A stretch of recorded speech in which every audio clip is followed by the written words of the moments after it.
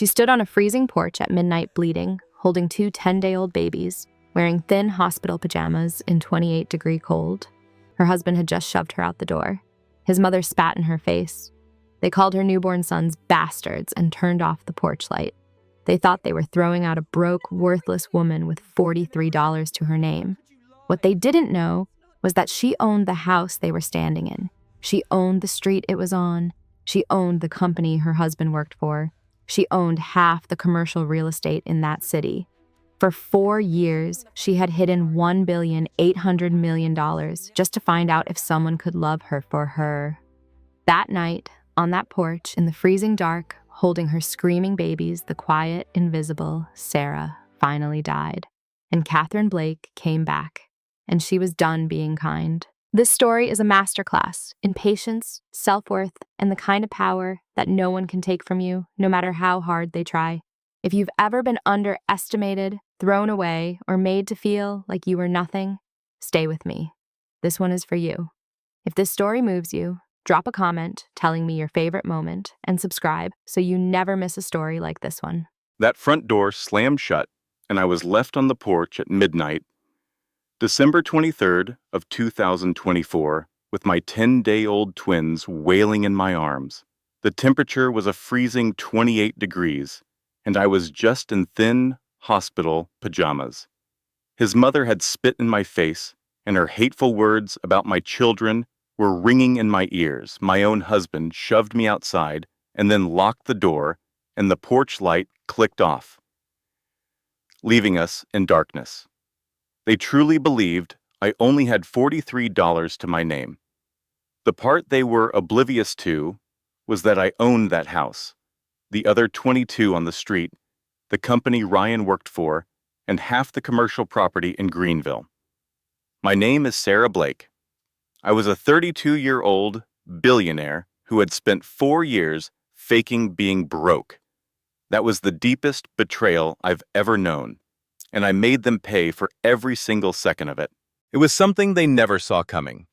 To really understand, we have to go back 4 years before that night. I was known as Catherine Sarah Blake.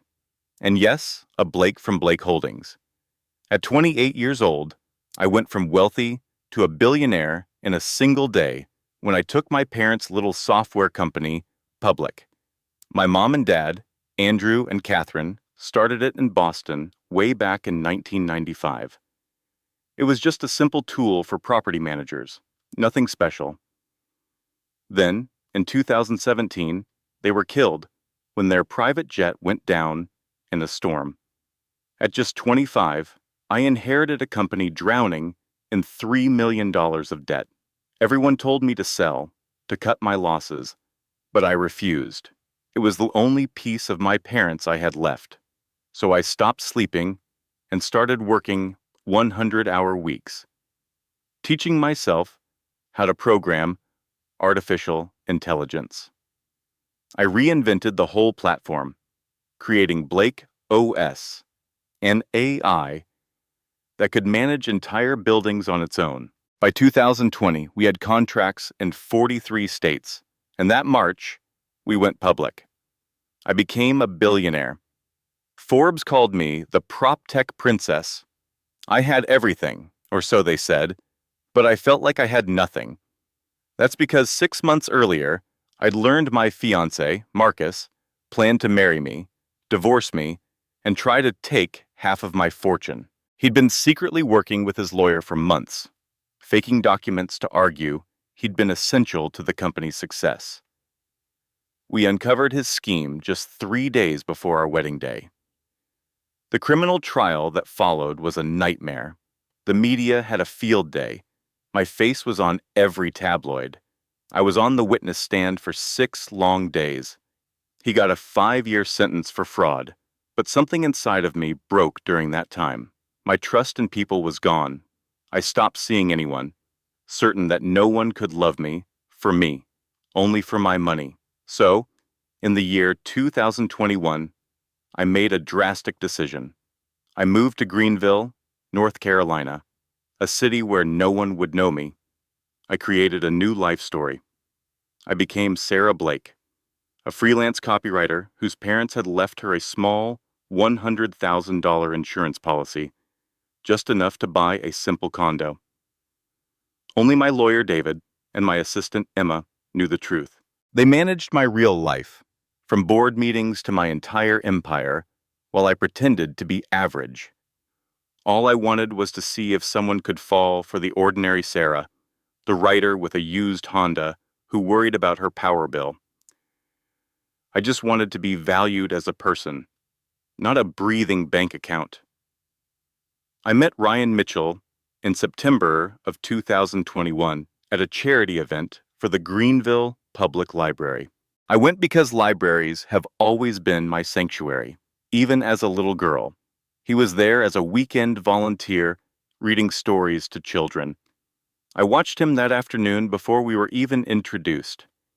He was reading Where the Wild Things Are to a little circle of 6-year-olds, doing all the monster voices and making them giggle. He was so kind and patient. He never once looked at his phone. When we finally spoke, I told him I was a copywriter. He just smiled and said, "That's neat. I'm in property management." He didn't try to impress me at all. He just listened to my answers. We had coffee after, which turned into dinner the next week, and then a movie. Slowly, so cautiously, I let myself start to have feelings for him. Of course, I wasn't naive.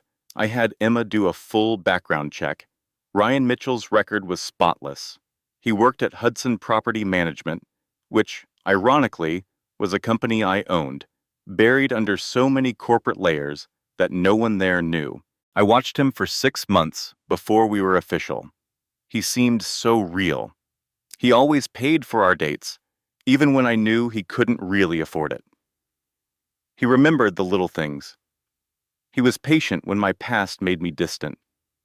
After a year together, I nearly told him the truth on more than a dozen occasions. But you see, every time I came close, I'd picture Marcus's face, that look in his eyes when he realized I knew what he had done, that awful emptiness, the greed, and I'd stay quiet. So Ryan and I built a life that I truly thought was real. I remember that Thanksgiving in 2022 when he took me to meet his family. Darling, the warning signs were all there, clear as day. The Mitchells lived in a simple house in a regular neighborhood, neat lawn, American flag, the whole 9 yards. His mother, Barbara, opened the door dressed to the nines for a casual dinner, wearing a cloud of perfume that could knock you over. "So, you're Sarah," she said, looking me over like I was a sofa she might buy. "Ryan has told us so much about you." The way she said "so much" made it clear he'd told them next to nothing. Inside, his dad, Tom, was setting the table and barely glanced my way. Melissa, his sister, was there with her husband at the time, Derek. She hugged me, but it was one of those stiff, arm's-length hugs. She leaned in and whispered, "Your outfit is adorable. Did you find it at Target?" It wasn't meant to be nice. That dinner was one of the most uncomfortable meals of my life. Barbara started her questioning immediately. "So, where are you from?" "Near Boston."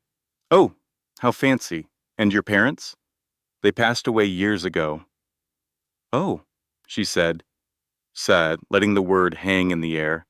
"Did they leave you anything?" Ryan jumped in. "Mom, what's wrong with that?" It's a perfectly reasonable question. I'm just getting to know her. Then she asked about my work. When I mentioned I was a freelance copywriter, she gave this little laugh, like I'd told a silly joke. "Oh, so you work from home. That must be so convenient, so flexible." She paused. "It's not exactly a career, though, is it?" I just said, "It pays the bills." "Well, that's good," she replied with a smile that didn't reach her eyes, "because Ryan's paycheck won't be supporting a family of 4. It was meant to sting, and it did. Then Melissa chimed in. "Sarah, that's a pretty bracelet. Is it real silver?" The thing was made of platinum and worth about $12,000. A little gift I'd bought for myself, but I'd already learned to downplay things around them. No, it's just costume jewelry, I lied. Oh, it looks so real. You have great taste for someone on a budget. The whole evening was like that, just a string of little jabs and backhanded compliments. Barbara quizzed me on everything. My apartment, my car, my hobbies, even if I went to church. When I admitted I wasn't very religious, she actually gasped out loud. Oh, well, Ryan was brought up in the church. Our faith is very dear to us. Ryan tried, bless his heart. Mom, not everyone feels that way. She just went on. I'm only saying it would be good for her soul, and for both their souls, if they plan on getting serious. On the drive home, I remember telling Ryan his family was a lot. They're just protective of me, he said. They'll come around. Sweetheart, they never came around. We got engaged that next June, in 2023. Ryan asked me at the Botanical Gardens. It was simple and sweet and didn't cost him a fortune, and I adored him for it. He wasn't trying to show off. He genuinely thought a picnic and his grandmother's ring was the peak of romance. And, for us, it was.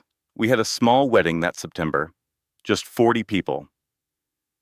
I paid for all of it, telling Ryan I'd been saving up and wanted it to be my treat. The venue alone was $8,000. I'd spent more on a purse the month before, but he didn't know that. Of course, Barbara had a problem with everything. My dress was too modern, the flowers too much, the place too informal. She kept asking why we weren't in a church. What would people say? At the reception, she gave a toast that ended with, "Welcome to the family, Sarah. I hope you'll be a good wife to my son, and always remember that family comes first." The way she looked at me when she said, family, I knew she meant her family, not me. But even with all that, our first year of marriage was truly happy. Ryan was everything I could have wanted. We laughed so much. We took little trips, small getaways I let him think I was putting on a credit card. I showed him places like Maine, Charleston, and Nashville. We were building a life, and for a little while, I almost forgot that my own life was built on a secret. Almost. We were living in this sweet little rental house, 3 bedrooms, maybe 1,500 square feet. The secret, of course, was that I owned it. I'd bought it through a shell company, the whole neighborhood actually, as an investment back in 2020. So, I was basically my own landlord. Our life felt so simple, so wonderfully normal. I'd disappear into my office for hours, and Ryan just thought I was writing advertising copy. The truth was, I was running a billion-dollar company through video calls with my executives. I honestly thought I could keep it up forever. I thought I could be the powerful CEO and the simple girl next door all at once. But then I got pregnant, and everything changed. It was March of 2024. I'd been feeling exhausted and sick, and a home test came back positive. I took 3 more just to be sure. They were all positive. I made a doctor's appointment, and the ultrasound turned my world upside down. "Congratulations," Dr. Patterson said, smiling. "You're having twins." My mind went completely blank. Twins? I wasn't ready for 1 baby, let alone 2. But then I saw them shrill on that screen. 2 tiny little specks, 2 hearts beating, and something inside me just broke open. I started to cry, a mix of pure joy and absolute terror. I felt everything all at once. Then the doctor said, "There is one thing. You have a condition called placenta previa, where the placenta is covering the cervix. It might resolve itself, but for now, you're high risk. You need to take it very easy. No heavy lifting, low stress, lots of rest." I told Ryan the news that night. He was over the moon. He picked me up and spun me around before I reminded him I had to be careful, and he set me down so gently. Twins, he kept saying, just shaking his head in wonder. We're having twins. Then you could see the worry creep into his eyes. Wait, can we afford this? Daycare for 2 babies is going to be a fortune. I promised him we'd make it work. Oh, I was so close to telling him everything right then, to just let him know that money was the one thing we'd never have to worry about. But that old fear grabbed hold of me. What if it changed him? What if he looked at me differently? So, I kept my secret. We told his family a couple of weeks later at their Sunday dinner. Barbara had made a pot roast. We waited until after the meal, and Ryan announced, Mom, Melissa, Sarah and I have some news. We're going to have twins. The silence in that room was deafening. Tom finally cracked a smile and said, Congratulations. Melissa went pale for a second before forcing a smile. Oh, wow. That's great news. But Barbara, she just set her fork down very slowly. Twins? She asked, her voice completely flat. Yeah, we're so excited, Ryan started, but she cut him right off. And how do you intend to pay for 2 babies? Ryan, your salary barely covers your mortgage now. He tried to argue. Mom, I'm being realistic. Daycare is at least $2,000 a month per child. Then there's formula, diapers, doctor bills. Have you thought this through? I tried to step in. We'll manage. She just turned her cold eyes on me. You know, looking back, the whole nightmare really started at that one dinner. Your grandmother Barbara asked if I planned to keep working, or if I had just expected your dad to support me. Ryan, bless his heart, jumped in and said, That's not fair. But Barbara's voice just got louder. She said what was truly unfair was me trapping her son with 2 babies when I could barely take care of myself. It felt like she'd struck me. My voice was shaking when I said, Excuse me? But she just snapped back, You heard me.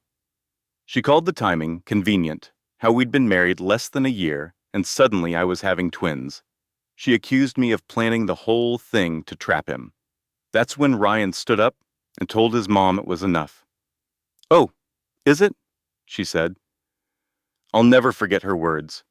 It seems I'm the only one brave enough to say what everyone's thinking. She's a gold digger. I was so shaken, I just got up and walked out.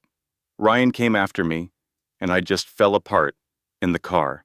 He held me and tried to soothe me, saying she didn't mean it, that she was just surprised. But oh, honey, she meant every word. And that night was just the beginning. About 2 weeks later, she showed up at our house with her suitcases. I'm moving in, she announced. You're high risk, Sarah. You need help. I looked at Ryan, waiting for him to say no. He looked so uncomfortable, but all he said was, Mom, we didn't discuss this. She just smiled that smile of hers and said, I'm your mother. I don't need permission to help with my own grandchildren. And with that, she settled into our spare room. It was late April of 2024, and for the next 4 months, she waged a quiet little war against me. She was too smart to yell or get physical. Her methods were much more subtle. She took over my life, bit by bit, and Ryan never even noticed. First, it was the kitchen. She said my house was chaotic, and she was just helping. Then she tossed out half my food, saying it wasn't healthy for the babies, and replaced it all with things I hated. She did all the cooking, so every meal was what she wanted. Then she came for my bedroom. She said the stairs were too dangerous, so she moved me into the tiny, cold guest room downstairs. She and Tom took our master bedroom just until the babies came, she claimed. She even started opening my private mail, saying she was just helping me stay organized. She'd ask prying questions about my bank accounts, insisting Ryan should be on them in case of an emergency. That was the one time I finally put my foot down. No, I told her. My accounts are my own. Her eyes went cold. What are you hiding, Sarah? I told her I wasn't hiding anything, that I just believed in having some financial independence. I remember her saying, "That's interesting. Most wives trust their husbands." After that, she started answering my phone. "Sarah can't talk right now. She needs to rest," she'd say. My work clients kept getting sent to my voicemail. And after a while, they just stopped calling. My business was falling apart, but I couldn't tell her I didn't need the money. She watched every single thing I ate. "That's too much sugar," or "That's too many calories." I was always hungry, but became afraid to eat in my own house. Then came the comments about my body. She'd say I was gaining so much weight and that my face looked puffy. She warned me how hard it was to lose the weight after having twins. At only 17 weeks along, I was already starting to develop unhealthy eating habits. But the worst part, honey, was how she cut me off from everyone. She'd tell my friends not to visit because I needed to rest. My friend Emma texted me once asking if I was okay because my mother-in-law wouldn't let her see me. I lied. I told her I was just tired and would call later. But I never did because Barbara was always there, listening. Around the 4th month, in June of that year, I noticed Ryan starting to change. He'd look at me differently, with this flicker of suspicion. He stopped being affectionate, and we weren't even sleeping in the same room anymore. He'd say I needed my space, but I could hear his mother's words in his voice. I'd hear them whispering in the kitchen late at night. I'd hear Barbara telling him, "I'm just saying, son, it all seems a bit too convenient." She'd poison his mind, saying I was too secretive and asking what I could be hiding. He'd defend me, at first, saying I wasn't hiding anything. "Then why won't she let you see her bank accounts?" she'd ask. That's when Melissa, his sister, started coming around all the time. She'd just gotten divorced and moved back home, so she was at our house every day, adding her own poison. She'd say things just loud enough for me to hear, like, "I'm just worried about Ryan. What if those babies aren't even his?" I finally confronted your dad about it one night. I told him his mother and sister were turning him against me. "They're just concerned," he said. "Concerned about what?" I asked. "I've done nothing wrong." That's when he demanded to see my bank statements. I told him they were mine, that I deserved some privacy, and he said that most marriages don't have secrets. I tried to explain that I wasn't keeping secrets, just boundaries, but he couldn't see the difference. He started getting more and more distant, working late and leaving early. We were just two people living in the same house. Then, in early July, things got even stranger. I noticed a car that was always parked down the street. I started to feel like someone was following me when I went to my doctor's appointments. Then one day, I saw a man with a camera in the grocery store. I knew it. I was being watched. I went straight to Barbara and asked her if she'd hired someone to follow me.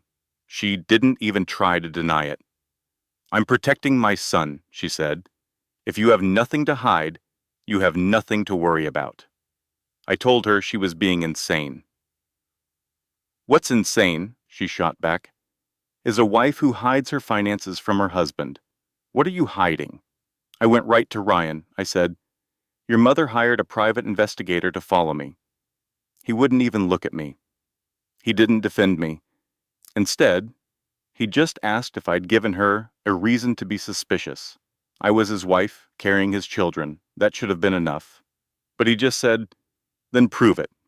Let me see your bank statements." I couldn't. If I showed him, the life we were pretending to have would have been over. He would have known my secret, and I just wasn't ready. So I said nothing, and he took my silence as guilt. I'll never forget the date. July 28th, 2024.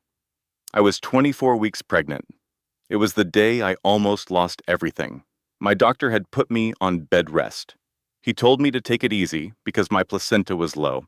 He warned me that if I had any bleeding or cramping, I had to call him immediately. But your grandmother, Barbara, had no sympathy. Bed rest? She just scoffed. Women in my day worked until the very end. You're just being lazy. Later that afternoon, she brought me a heaping basket of laundry. Take this upstairs, she told me. I tried to tell her that I wasn't supposed to be lifting heavy things. She just cut me off, saying, "You're not an invalid. Stop being so dramatic." Ryan wasn't there, and his dad was in the garage. But Melissa, my sister-in-law, was sitting right on the couch, just looking at her phone. So I picked up that heavy basket and started up the stairs. I felt this awful pulling in my stomach with every single step. When I got to the top, just as I turned toward the hallway, Melissa was suddenly right behind me. "Oh, Sarah," she said, "I needed to ask you something." And then she shoved me. Hard. I stumbled, and the basket went flying. I threw my arms out and just barely caught the railing, stopping myself from pitching head first down all 15 of those stairs. For a second, I just hung there, realizing that you two were about to fall. I was frozen, just clinging to that railing, and Melissa was standing at the top of the stairs. "Oh my gosh, I am so sorry," she said. "Are you all right?" But when I looked up at her, honey, her eyes were cold as ice. I knew, in that instant, she did it on purpose. She had tried to hurt us. I was too stunned to say a word. "What?" she said, with a little smirk. "It was an accident. You're so clumsy." It was that very night, you know, when the pains began. Sharp, like a knife twisting. Ryan, bless his heart, got me to the hospital in a panic. I was so scared, honey. Only 24 weeks. It was just too soon. I remember just praying, "Please, not yet." Dr. Patterson checked me over and said the babies were fine, their little hearts beating strong. But my body was showing signs it was getting ready, and she called it a risk for preterm labor. So, it was strict bed rest for me. No stairs, no lifting anything, and absolutely no stress. Easier said than done. When we got home, I tried to explain to Ryan what Melissa had done, but he just brushed it off. "She just bumped you, Sarah," he said. "It wasn't on purpose." I insisted she tried to shove me, but he thought I was being paranoid. My voice trembled when I told him his sister had tried to harm our babies. Of course, Barbara was listening. She came charging in, defending Melissa, saying I was monstrous for even thinking it. She said I fell because I was clumsy. I just looked at Ryan, begging him with my eyes to be my husband, to back me up. He just looked away. Later, all alone in our room, I cried until I couldn't breathe. Then I stopped. I pulled out a secret phone I'd kept, one Barbara knew nothing about, and called my friend Emma. "I need you to get cameras installed," I told her, "everywhere but the private rooms. I need audio, too. Can you do it tomorrow, while they're at church?" Emma sounded so worried, asking what was happening. I just pleaded with her to do it for me. That next morning was the beginning. So, on a Sunday, while the Mitchells were all at church, a team of installers showed up. They put tiny cameras and microphones all over the house. The living room, kitchen, hallways. You wouldn't have even known they were there, disguised as smoke detectors and picture frames. From then on, I recorded everything, slowly gathering my proof. By early August, I was 7 months along and supposed to be on complete bed rest. But Barbara still made me cook and clean. She'd just say the doctor was being overly cautious and that I was fine. I remember one afternoon, Tom found me in the kitchen. I was on my hands and knees, scrubbing a spot on the floor Barbara had deliberately spilled, crying because my back ached so badly. I was 29 weeks pregnant with twins, scrubbing a floor. Tom knelt beside me and gently said, "Sarah, you have to stop. This isn't right." I looked up at him, tears all over my face, and begged him to help me, to tell Ryan what was really going on. He nodded, saying he could see what Barbara was doing and that it had to stop. A little wave of hope washed over me. "You'll really talk to him?" I asked. He promised he would, that he was going to fix it. And for the first time in what felt like a lifetime, I actually believed him. I thought I finally had someone on my side, someone who saw the truth. The very next day, Tom took Ryan aside to talk. I waited in my room, my heart just bursting with hope. I really thought, just for a moment, that the nightmare might be over. About an hour later, my bedroom door burst open. It was Ryan, and he was livid. "Are you trying to turn my father against my own mother?" he shouted. I told him no, of course not, but he just cut me off. He said his dad told him everything. How I'd been complaining about his mom, trying to tear the family apart, trying to push them out. My stomach just sank. "That's not what I said," I whispered, but he wouldn't listen. "My father doesn't lie, Sarah," he snarled, "but you do." And right then, I understood. Tom had betrayed me. He'd gone straight to Barbara, told her everything, and she had twisted it all to make me the bad guy. A little later, I saw Tom in the hall. He wouldn't even look at me. "Why?" I whispered. He just stared at his feet and mumbled that he was sorry. Barbara had told him that if he sided with me, she'd divorce him. She'd take the house, all the money, and make sure he never saw his grandkids. He said he just couldn't do it. He scurried away, and in that quiet moment, I knew I was completely and utterly on my own. No one was coming to rescue me. If I was going to survive this, I had to save myself. And then there was the private investigator Barbara hired, a man named Derek Thompson, who started following me everywhere. He was always there, at my doctor's appointments, the grocery store, even on the short walks I was allowed to take. Of course, he never found a single thing because there was nothing to find. I was playing the part of the perfect, pregnant wife. But really, I was the perfect prisoner. One day I overheard Barbara on the phone, and she sounded so frustrated. "There's nothing," she complained. "Absolutely nothing.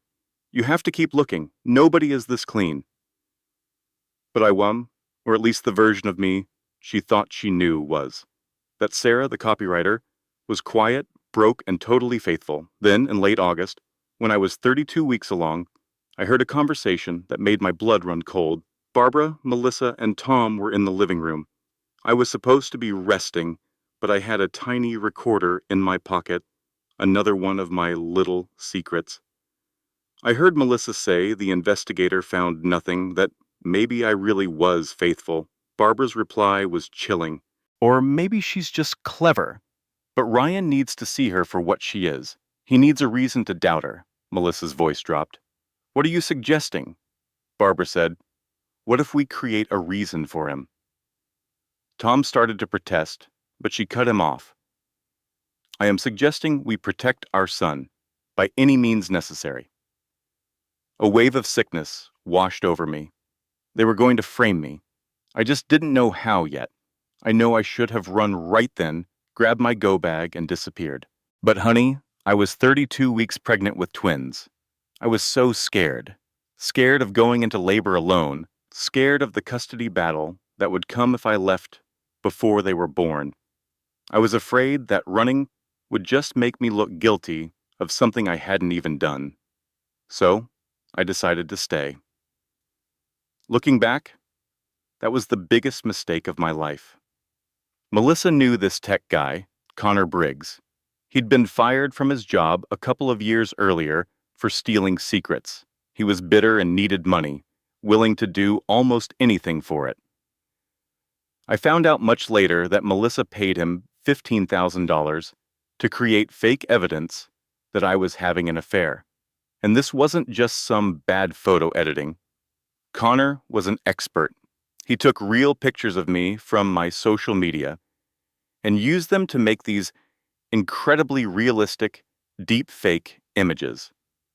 My face on another woman's body with some male model. He even faked the photo data so it all looked legitimate. But pictures weren't enough. They built a whole fake story around me. They made fake dating profiles with my photos, used a burner phone to create fake text conversations, and even made false GPS data showing I'd been at hotels. He had hacked my phone to copy my real location history and then altered it.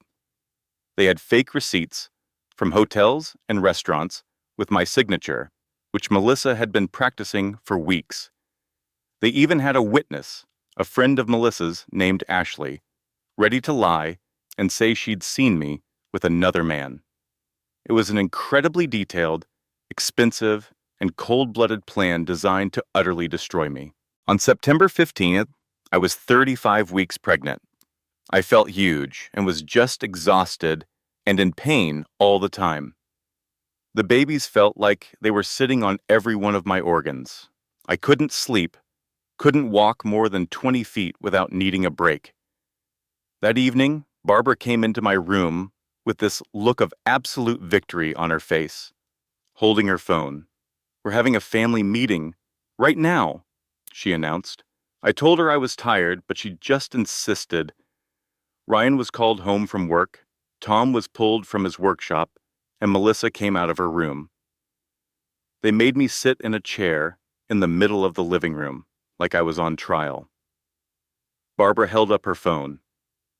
"The private investigator sent his final report today," she said, and my heart started pounding. "And he found something very interesting." She started swiping through photos. They were of me, or a woman who looked exactly like me, in a hotel room with a man I'd never seen in my life. The pictures showed us kissing in bed together. "What is that?" I whispered. With a sickening smile, Barbara said, "It's proof that you've been cheating on my son." I shook my head, telling them they weren't real, they were fake.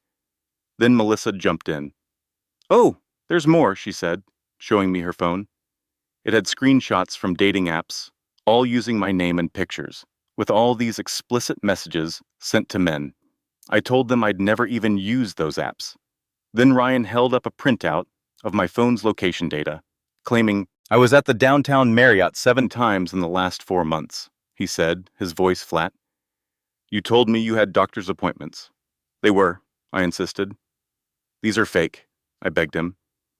"Someone must have made them." Barbara's voice was soft, almost gentle. She said there was a witness, a woman named Ashley Clark, who worked at the hotel. Apparently, this Ashley saw me there multiple times with another man and confirmed it was me. The whole room felt like it was tilting. They had an answer for every question. Their story was airtight, and it was a complete fabrication. "Ryan, please," I said, trying to go to him. But he flinched away from me. "Don't," he whispered. "Don't touch me. Those pictures are fake. They were made with some kind of software, please. Just look closer." "I have looked," he said, and his voice was hollow. "I've looked at all of it. The pictures, the text messages.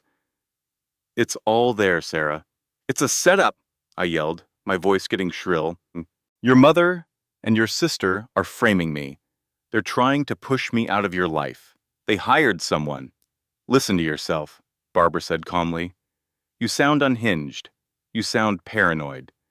Maybe it's the pregnancy hormones affecting you." "I'm not crazy," I shot back. "I'm being framed." Ryan wouldn't even look at me. "I want a DNA test when the babies are born," he said to the floor. "Until I have proof they're mine, I don't want you near me." "They are your sons." "Are they?" he finally spat, and his eyes, he looked at me with pure hate. "Because right now, Sarah, I have no idea what's true anymore. I sometimes wonder if I ever really knew him." He looked right at me and said, "I don't know who you are," then just walked away. Barbara, of course, just smirked. Melissa didn't even look up from her phone, and Tom just found the floor fascinating. And me? I was left there. 8 months along with you two, being called every name in the book. They built this whole story, this perfect fake evidence, and there was nothing I could do. That night, at 35 weeks, I called my lawyer, David Harrison. I told him, "David, I have to get out now. I need a safe place security, and divorce papers. He said it would take 48 hours. I told him he had 24. I packed a little bag and tucked it way in the back of my trunk under the spare tire. I had it all figured out. The next morning, they'd all go to church, like clockwork, every Sunday. My plan was to wait until they left, then drive straight to Charlotte. I'd meet David and Emma at a hotel and have my babies, where I knew we'd be safe. I just had to survive one more day. That Sunday, September 17th, I listened to them getting ready. I stayed in bed until I heard the front door close and the car start up. I waited 10 more minutes, just to be safe. Then I got up, grabbed my purse, and headed for the door. But Melissa was standing right there in the hall. My heart just about stopped. "I thought you'd gone to church," I said. "I decided to stay home," she answered. And that's when I saw she was holding my bag, the very one I'd hidden in the car. "I found this yesterday when I borrowed your car," she said. "What were you planning, Sarah?" Just then, Barbara came in from the kitchen and Ryan from the garage. They never went to church at all. It was all a trap. "You were trying to run away," Barbara accused me. "You were going to take those babies and just disappear." "They're my babies," I told her. "We'll see about that," she shot back. "Ryan, call our lawyer." In a flash, Ryan was on the phone. Barbara snatched my keys, my phone, and my purse. "You're not going anywhere," she said. "Not until those babies are born, and we get the test results. And if they're not Ryan's, you'll walk out of here with nothing. No babies, no dignity, nothing." They shoved me down into the unfinished part of the basement. It was cold, musty, and smelled of damp earth. They put a lock on the outside of the door. "It's for your own good," Barbara said. "You're clearly unstable, trying to run off with babies who might not even be family. We're just protecting you from yourself." The door slammed shut, and I heard the lock turn. I was trapped. 35 weeks pregnant and locked in a cellar. No phone, no way out, and not a sliver of hope. Sitting on that cold concrete, I finally understood their plan. They'd keep me there until I gave birth. Then they'd take my children and throw me out. And I couldn't do a single thing to stop them. That was my life now. It was the third time I had ever felt so completely lost, so utterly helpless. Then, on September 24th, at 3 in the morning, I was 37 weeks along with you two. I woke up to a searing pain in the basement. It was contractions, the real deal, coming every 3 minutes. I'd had those little practice ones for weeks. But honey, this was different. This was it. I was locked in a basement, about to have my babies all by myself. I started screaming, banging my fists on the door. "Help!" I yelled. "Somebody please help me. The babies are coming." All I heard was silence. Not a single sound from the house above. I screamed louder, pounding with everything I had. "Please, I'm in labor. Please help." Finally, I heard footsteps. The lock turned, and the door creaked open. Barbara stood there, in her bathrobe, looking annoyed. "Stop the drama," she said. "You're not due for another 3 weeks." "The contractions are 3 minutes apart," I cried. "The babies are coming now." "It's just false labor," she dismissed. "You're fine. Go back to sleep." "I am not fine, I insisted, as another contraction doubled me over in pain. I screamed. Barbara just stared at me for a moment, then shut the door. I heard that terrible click of the lock. She left me there. I don't know how long I kept screaming. Time just melted away into a blur of pain, fear, and the sickening thought that I was going to have my children alone on a cold floor. My babies could die. I could die. And nobody cared. Sometime close to 4 o'clock, a little flicker of an idea came to me. I remembered finding an old iPad down there. It didn't have a phone card, but I knew it could connect to their Wi-Fi. I crawled over to it, my hands shaking terribly as contractions hit every 2 minutes. Somehow, I got the browser open and typed in 911.gov. I found a feature to text 911. I typed, "I'm in labor, 37 weeks pregnant with twins. It's high risk. I'm locked in a basement. They won't let me out. Please send help." I put in the address, 847 Maple Drive, Greenville. "Please come quickly." I hit send and just prayed someone would see it, that someone would come. After 15 minutes, that felt like an eternity, I heard sirens, then a loud banging on the front door. It was the police and paramedics. "Open up!" they shouted. I could hear Barbara's voice upstairs saying, "There must be some mistake." One of the paramedics replied, "We got a 911 text from this address. Someone's in labor. Where is she?" I heard more yelling, then the sound of feet thundering down the basement stairs. The door burst open. 2 paramedics just froze, staring at me. There I was, 37 weeks pregnant, on a concrete floor, in active labor, just sobbing. "Oh my God," one of them said. "How long have they had you down here?" "A week," I managed to get out, before another contraction made me cry out, "Ma'am, we need to get you to the hospital right now." They gently put me on a stretcher. As they carried me up the stairs, I saw the whole Mitchell family standing there in the living room. Barbara, Jay Bean, Melissa, and Ryan, all of them in their pajamas, looking absolutely stunned. Barbara, of course, tried to lie to the police. "She's been having some emotional problems. We were just trying to keep her safe." "You locked her in the basement?" one of the officers asked, his face a mask of disgust. "While she was in labor," a paramedic added, turning to the family. "After we're done at the hospital, we'll be filing a report with Child Protective Services. This is child endangerment." Ryan's face went completely pale. I ended up giving birth at Greenville Memorial. My labor went on for 22 hours. Ryan showed up around hour 16, and he was drunk. I could smell the whiskey on him from across the room. "Are you actually drunk right now?" the nurse asked him. "I needed something for my nerves," he mumbled. He looked over at me with those cold, empty eyes of his. "As soon as this is over, we're getting that DNA test done today." I was in too much pain to even fight back. Another contraction washed over me, and I screamed. "Do you want me to go?" he asked. "Yes," I gasped. "Get out of here." He left, and he didn't come back. At 2:37 in the morning, on September 25th, your brother Logan was born. He weighed 6 pounds and 2 ounces. He was so beautiful.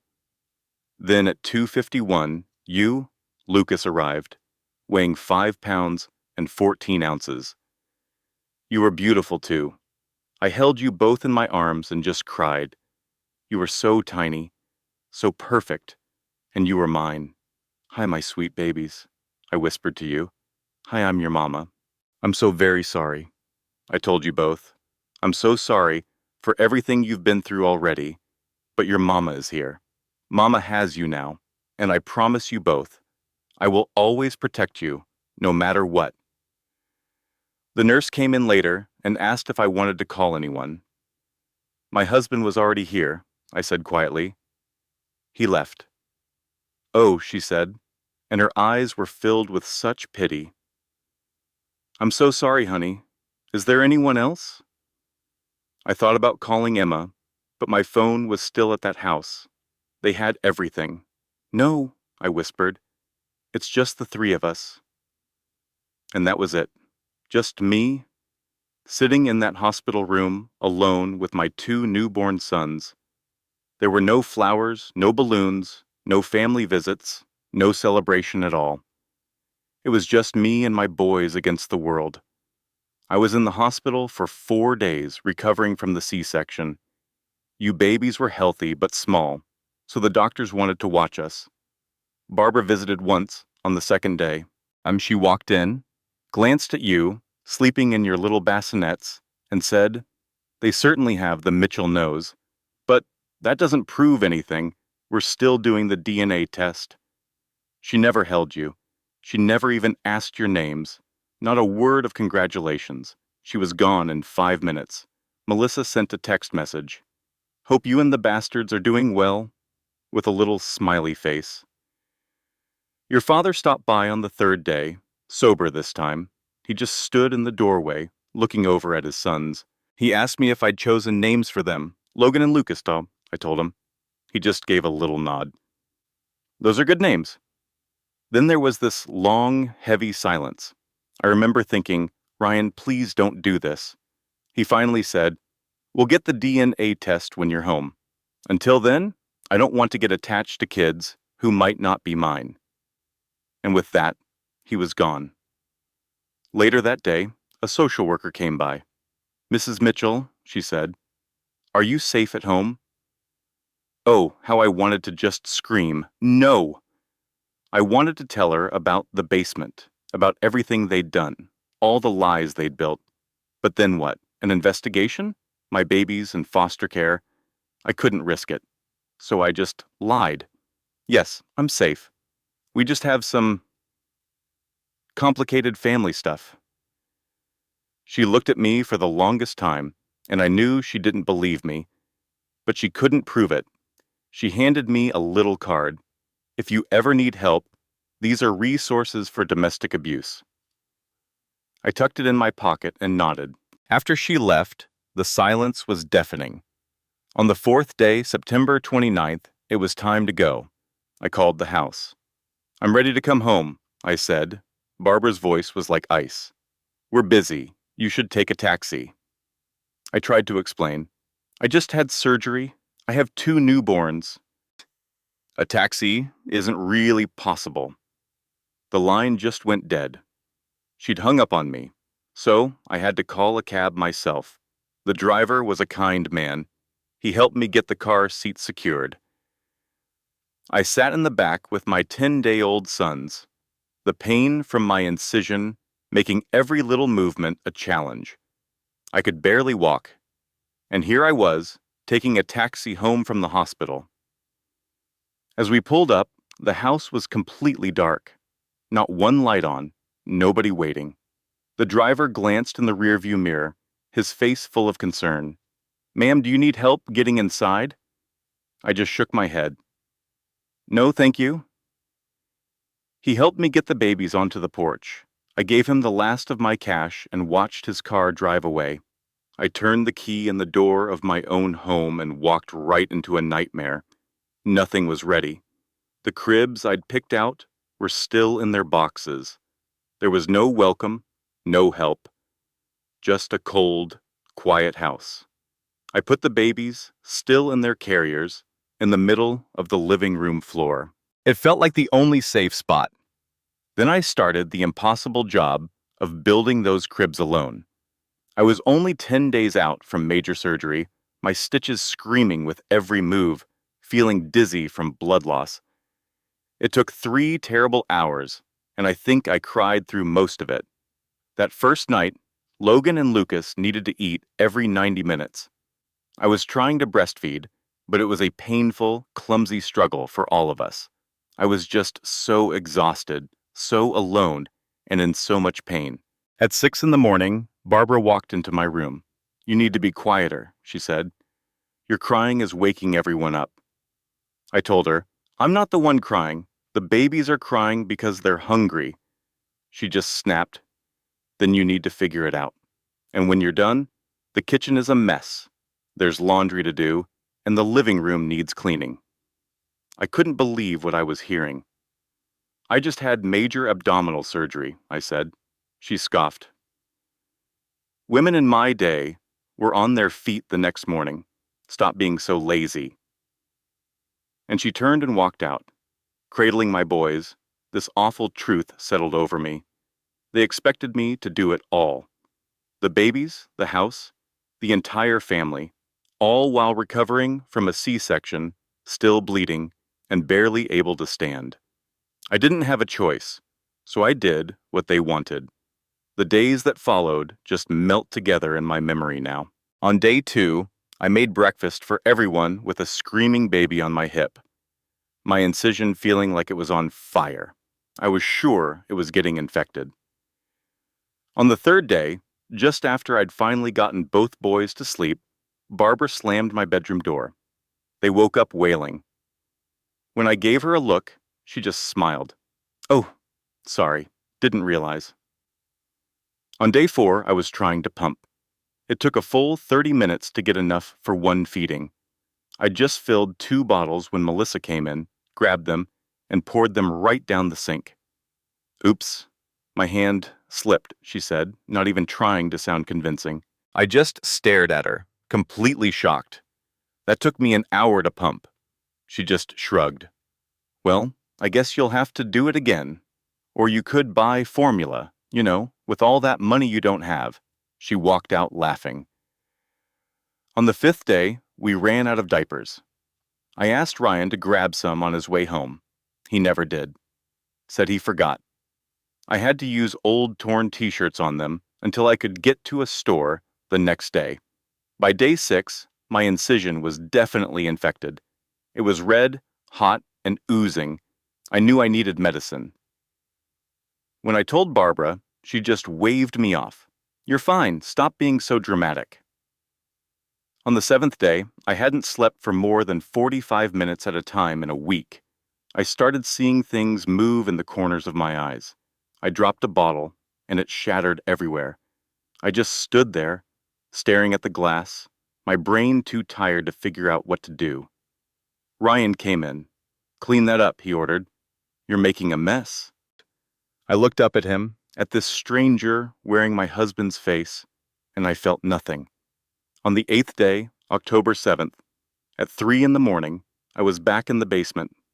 They'd moved us down there because our noise was bothering them. I was trying to feed Lucas while Logan screamed in his bassinet. My infection was raging by then. I had a fever of 103. I was shaking, dizzy, barely conscious. Both my babies were crying, and I couldn't remember the last time I'd eaten anything, had any water, let alone real sleep. My eyes kept landing on the water heater, tucked away in a corner of that dark basement. It ran on natural gas, you see, and I could just make out the control valve. It would have taken all of 10 seconds. That thought, it just popped into my head. So simple. I could turn the valve, lie down with my babies, and we'd all just drift off. It would have been the end of that living nightmare. We could have finally been at peace, the 3 of us, far from all that horror. Logan was crying, Lucas was crying, and I was just a mess of tears and aching bones.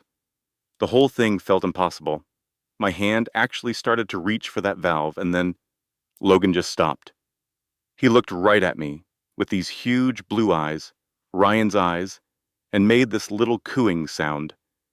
In that 1 second, something in me shattered and then came back together, but stronger.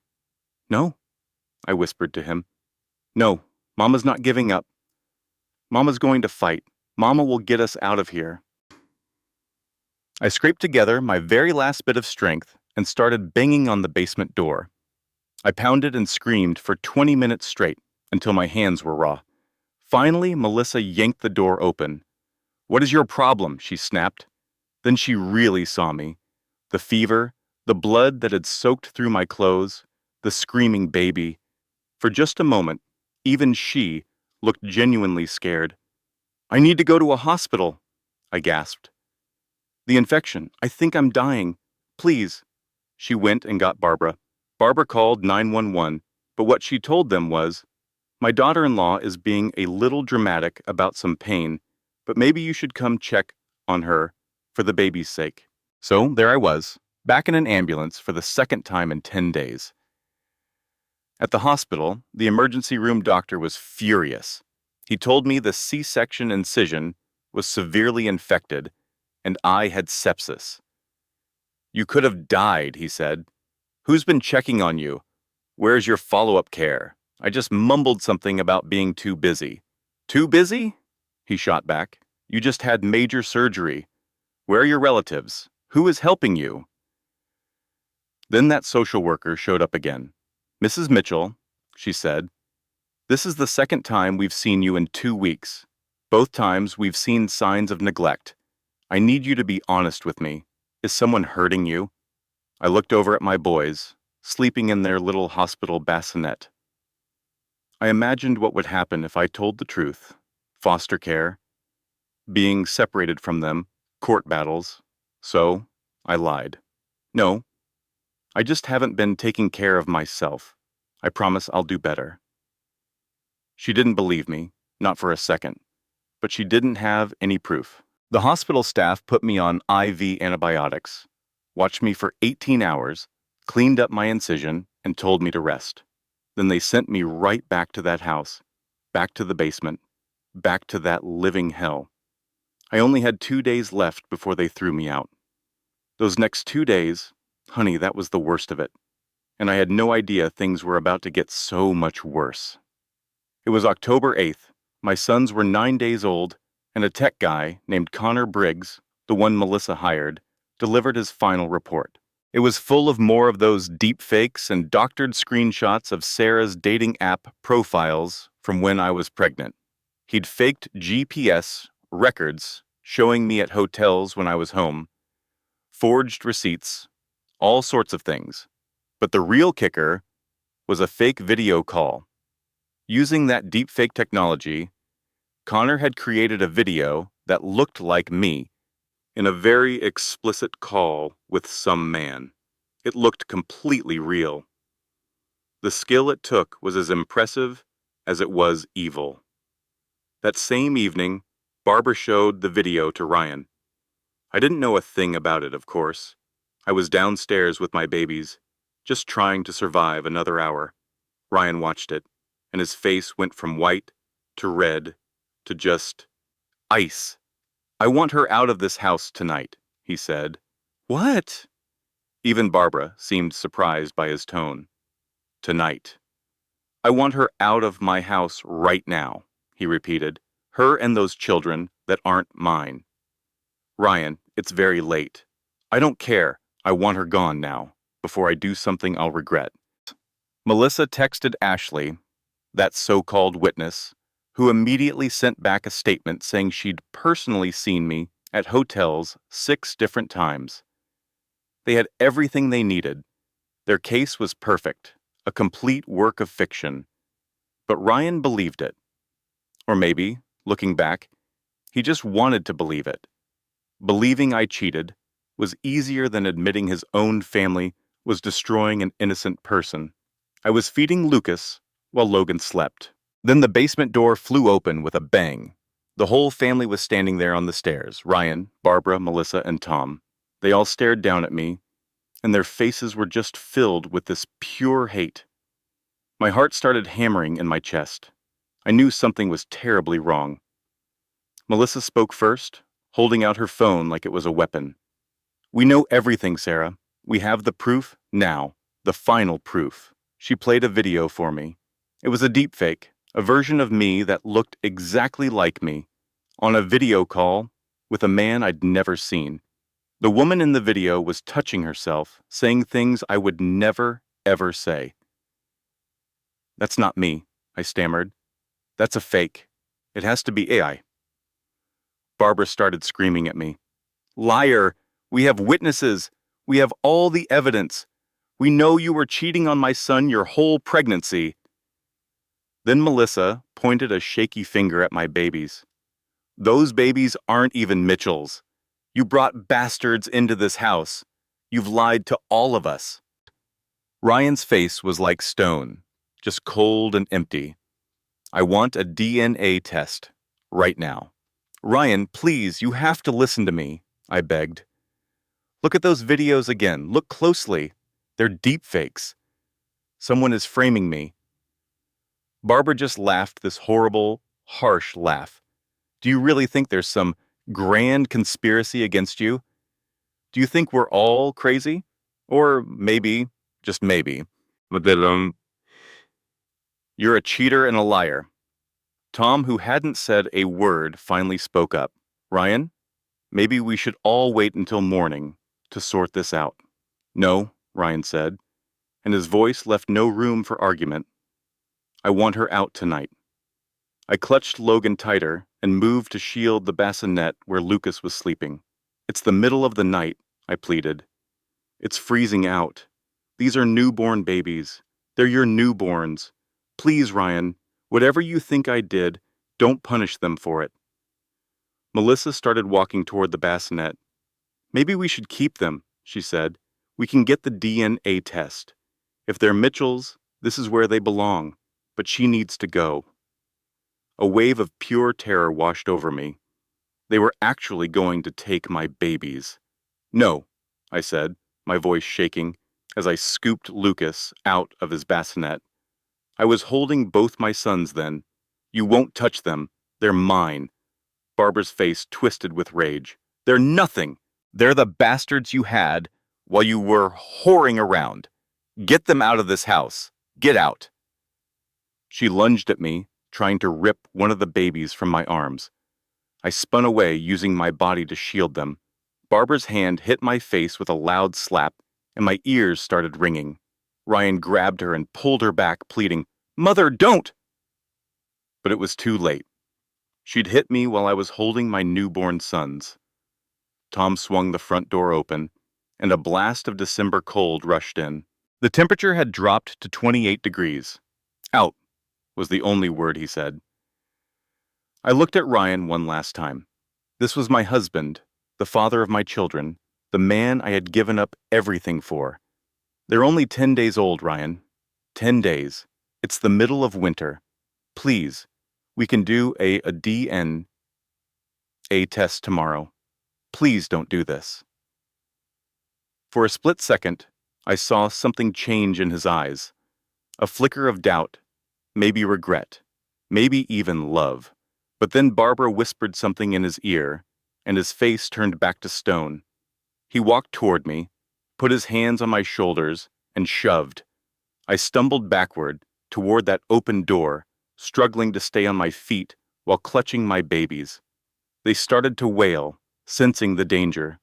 Ryan, I begged him one last time. He pushed me again, harder this time. Now I was on the porch. The wind cut right through my thin pajamas, and my babies were screaming in the freezing air. Barbara appeared in the doorway behind him. She looked right into my eyes, and then she spat. It landed on my cheek, shockingly warm and disgusting. You're nothing, she hissed. You're trash, and trash belongs on the street. The door slammed shut with a deafening crack. I heard the locks turn, one after another. Then the porch light clicked off. I was left standing in the freezing dark, bleeding and exhausted, holding my 10-day-old sons. For about 30 seconds, I was just paralyzed. I couldn't move, couldn't think, couldn't wrap my head around what had just happened. My baby's skin was turning a scary shade of red from the cold. You know, I can still hear your tiny cries from that night, sharp as ice. My feet were so numb I couldn't feel them, and I remember the sting of blood on my legs. The pain from my C-section was a deep, terrible ache. For a moment, I thought, this is it. We're going to die right here. This is the end of our story. But then, something just shifted inside me. I stopped crying. I just stared at that house, watching the lights blink out as the people I'd called family went to bed, not caring that we were freezing on their porch. A cold, hard feeling grew in my chest. It wasn't sadness, it wasn't fear. It was just this pure, focused anger. I whispered to you both, Mama's got you. Mama's gonna fix this. I promise they'll pay. Every last one of them. I managed to shift you both into one arm, and with my other hand, I dug out my secret phone from the diaper bag. It was the one they never knew about, my real connection to my real life. I dialed just one number. David, it's me. I'm ready. Come get us. It's time. Sarah, what's going on? Where are you? 847 Maple Drive. We're outside. They threw us out, me and the babies. We're freezing. Please hurry. I'm 5 minutes away. Just hang on. I ended the call and wrapped myself around you two, trying to be a shield against the wind. I promised you, then, Logan, Lucas, you would never be cold again. You would never be scared again. You would never, ever be hurt again.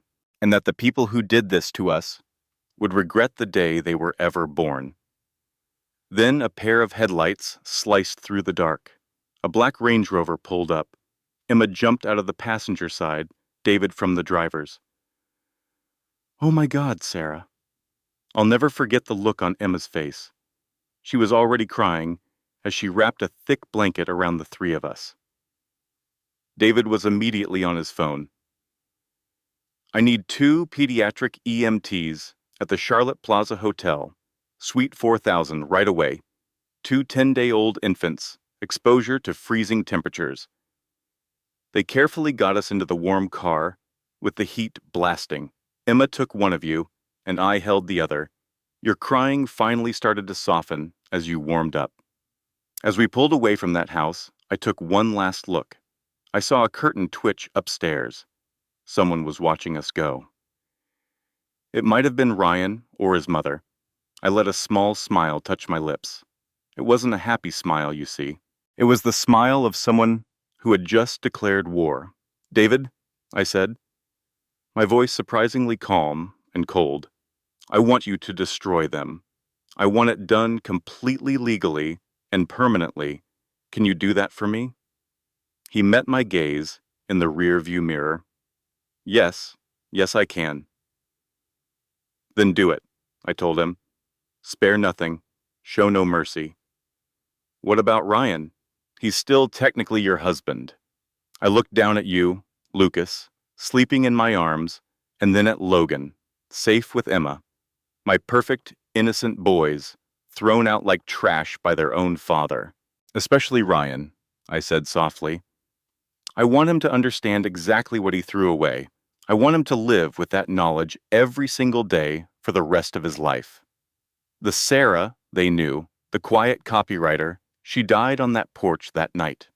Catherine Sarah Blake, the billionaire CEO, was back, and she wanted justice. We drove to Charlotte, about a 30-minute drive from Greenville, the city that was the center of my real world. We went straight to the Charlotte Plaza Hotel, right to the top floor. I owned the hotel, a little fact the Mitchells never knew. David had booked the presidential suite under a false name. When we walked in, a full medical team was already waiting. A private neonatal nurse, a pediatrician, and an OBGYN for me. The pediatrician checked you both over. "They're okay," he said. "Cold stress, but no hypothermia. They'll be fine." The OBGYN took one look at my infected C-section. "This is getting worse. You need intravenous antibiotics immediately. You're also severely dehydrated and have lost a dangerous amount of blood, Mrs. Blake.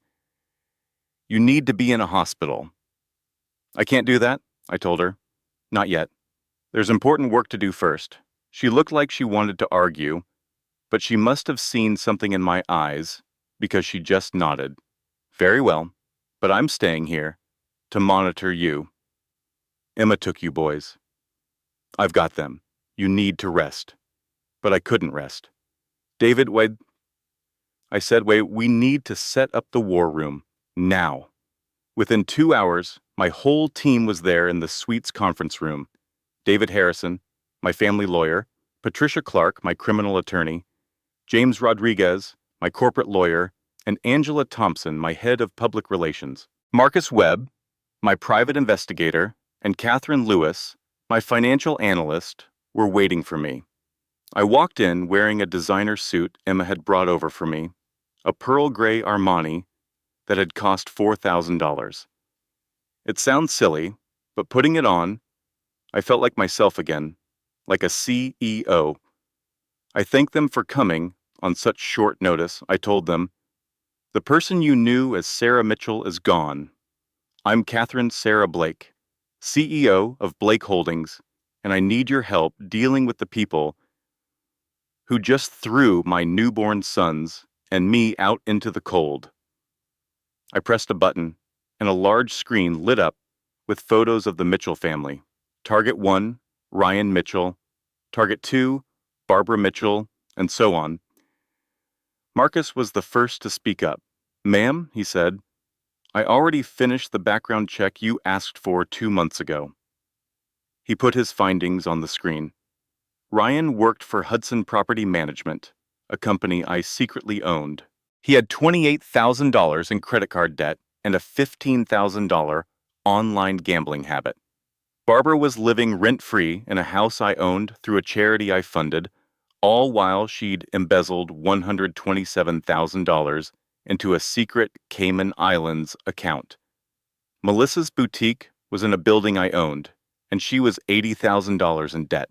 And Tom's consulting firm was only surviving because of contracts with my vendors, not to mention his $45,000 gambling debts. I remember leaning back, just processing it all. They were literally surviving on my money. Their whole lives were financed by me, and they threw me out into the cold.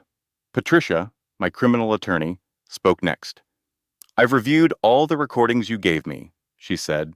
"We have undeniable proof of child endangerment, false imprisonment, assault, fraud. The list goes on. We can press criminal charges against every single one of them."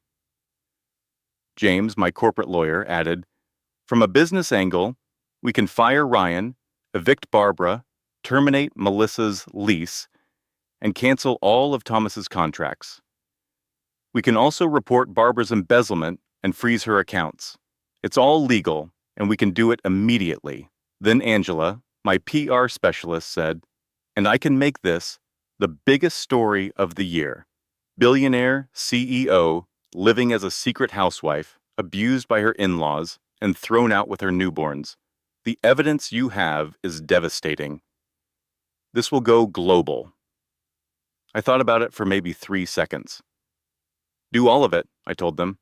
"I want them to wake up tomorrow morning to find their world completely destroyed. I want every action to be legal, documented, and public.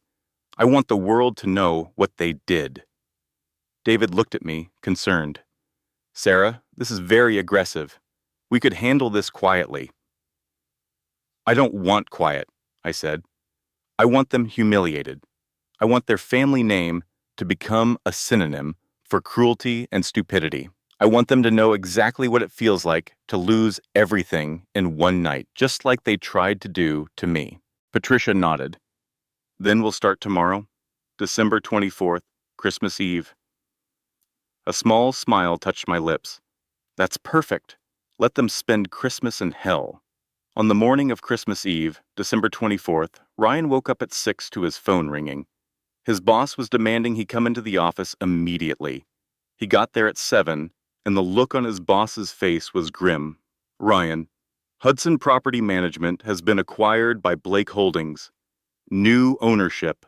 They've audited all employees, and your employment is terminated immediately for a severe violation of our ethics policy. You were recorded ejecting your wife and newborns from your home into the freezing cold. Blake Holdings has a zero-tolerance policy for domestic abuse." Ryan's face went pale. How did they know? His severance package would be $0. Security escorted him out of the building. By 7:30 on Christmas Eve morning, Ryan was jobless, with no severance and no prospects. When he reached his car, an envelope was tucked under the wiper. Inside were divorce papers, custody papers, and a short note. "The babies are mine. You surrendered your rights when you threw them out." I'd attached the DNA test results showing a 99.9% probability. "Congratulations. You just destroyed your own family. Signed, Sarah." He threw up right there in his car. At 8 in the morning, Barbara's doorbell rang while she was making breakfast. It was an eviction notice. The letter stated her tenancy was terminated for a fraudulent housing application. She had 72 hours to vacate. She immediately called the property management company, insisting there was a mistake. "There's no mistake, ma'am," they said. "The building was just acquired by Blake Properties LLC. Your application had false information. You have 72 hours. Who is Blake Properties?" she demanded. I'm not at liberty to say, ma'am. She hung up, her hands trembling. 10 minutes later, there was another knock. The police. Are you Barbara Mitchell?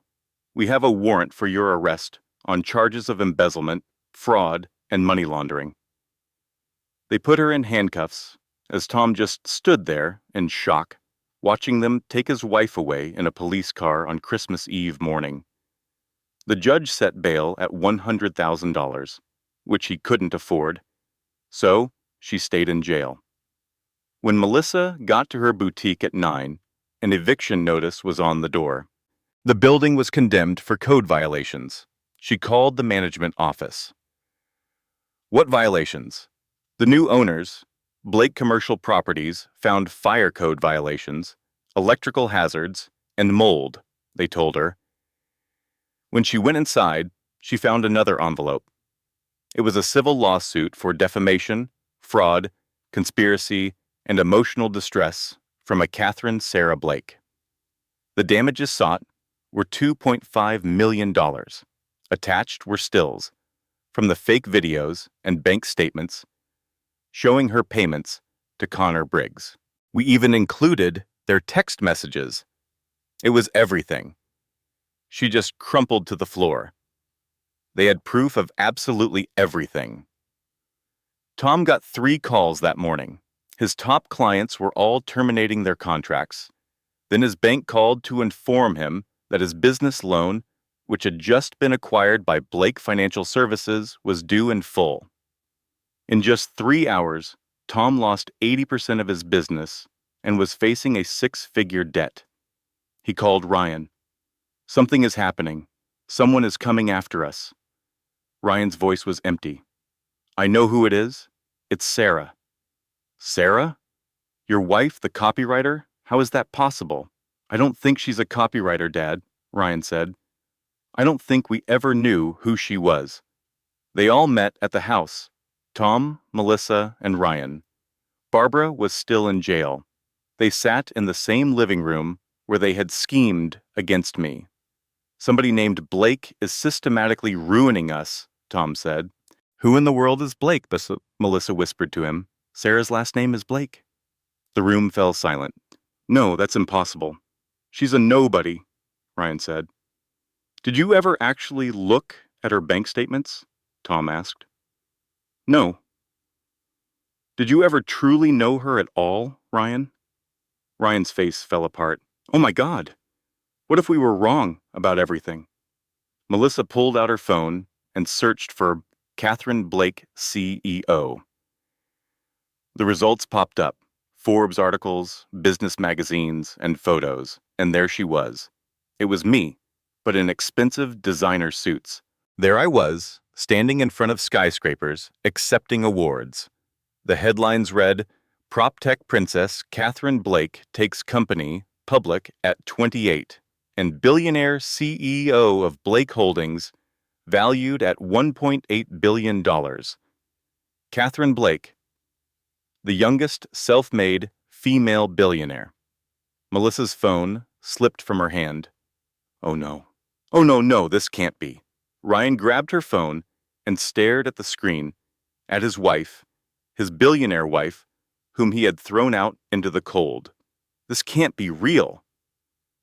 But it was. Every article, every photo confirmed it.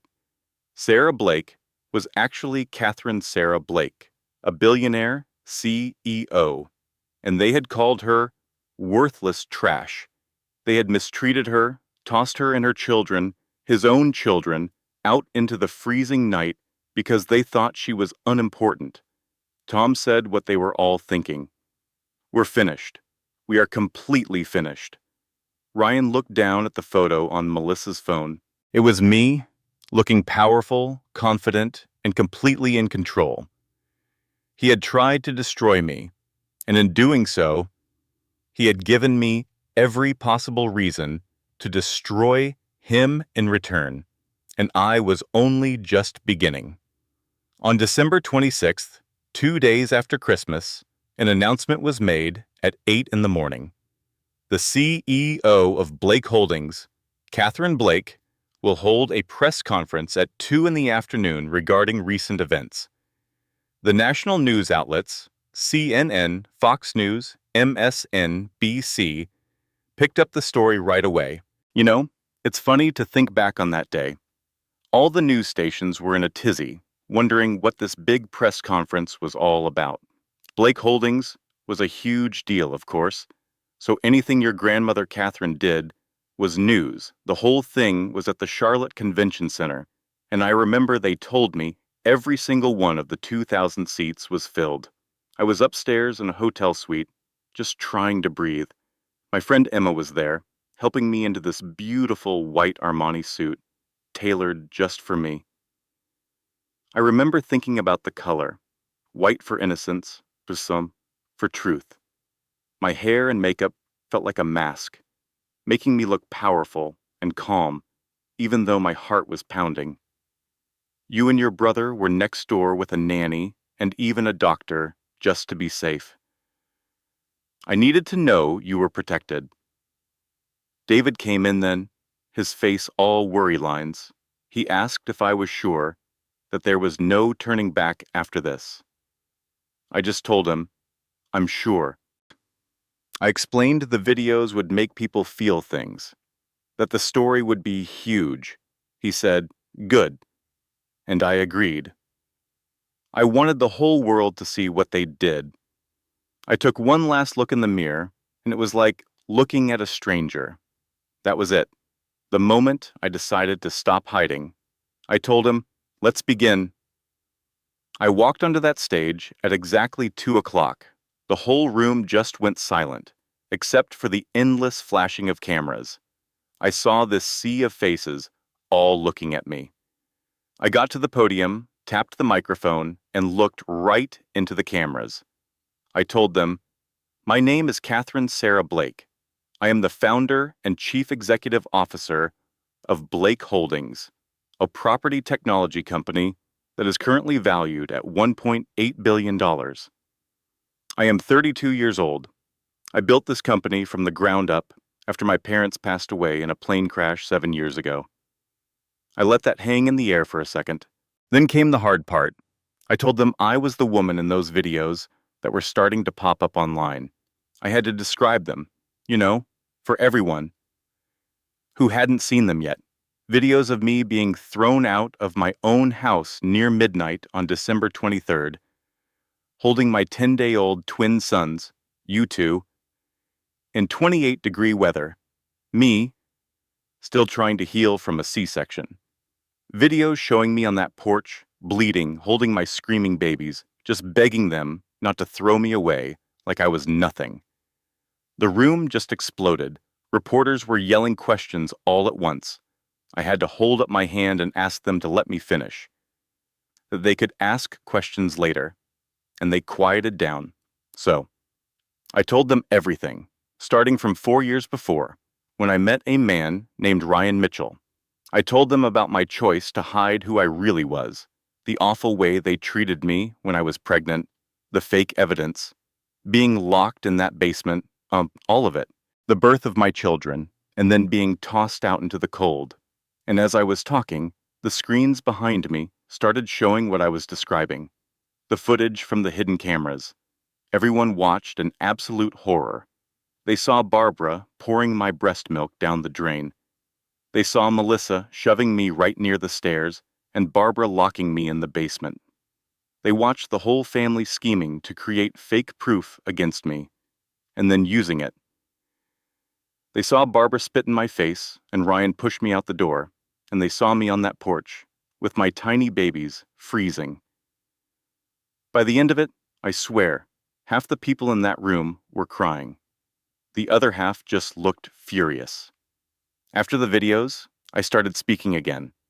I told them they threw me out because they chose to believe fabricated evidence that I had been unfaithful to my husband. They refused to even listen to me when I denied it.